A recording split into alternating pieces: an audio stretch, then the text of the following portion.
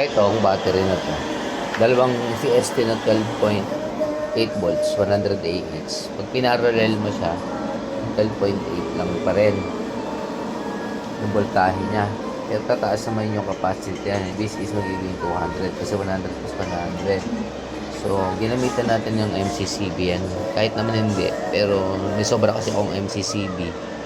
Tapos medyo nagkaroon ng fault itong 1 kilowatt na to. So, ginamit ko muna itong Payton na to. Yan.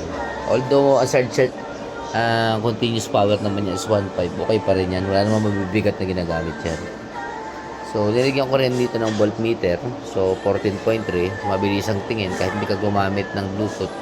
So, 14.4 kasi ang max niyan. So, ito yun. Ito yan yung 14.4 na yun. Kumbaga, bukod dito sa isang to, ito kasi yung talagang naka sa kanya, 60 amperes ng PowerMR. 620 watts din ang gamit naman yan. Pero tinulungan ko siya nitong isang LJoy para sa kanya. So, ngayon, nilagyan ko siya ng parang terminal dito. Terminal block na yan is para sa solar panel nga na to doon sa LJoy. Kasi isa para naka-built-in na yan. Hindi naman naka-built-in. Nakatusok na yan dyan sa ilalim na yan. Diba? So, may separate charger siya. So, kung dalawang battery man yan, dalawang charger na to. Itong isang to at isang to. 620 watts. Ayan o. 14.4 max battery voltage. Unlike this one, 27.4 yan. Kasi 24 volts ang ginacharge niya. Going to full charge pa lang siya, 28.8 kasi. At 29.2 ang ginawa kong maximum dyan. Sinagad ko na talaga. Kasi may maganda naman yung BMS nito eh. 24 volts na to.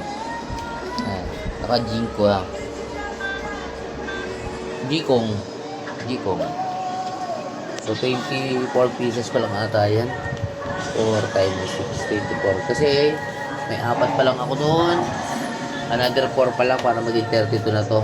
So, magiging 280 AH na siya.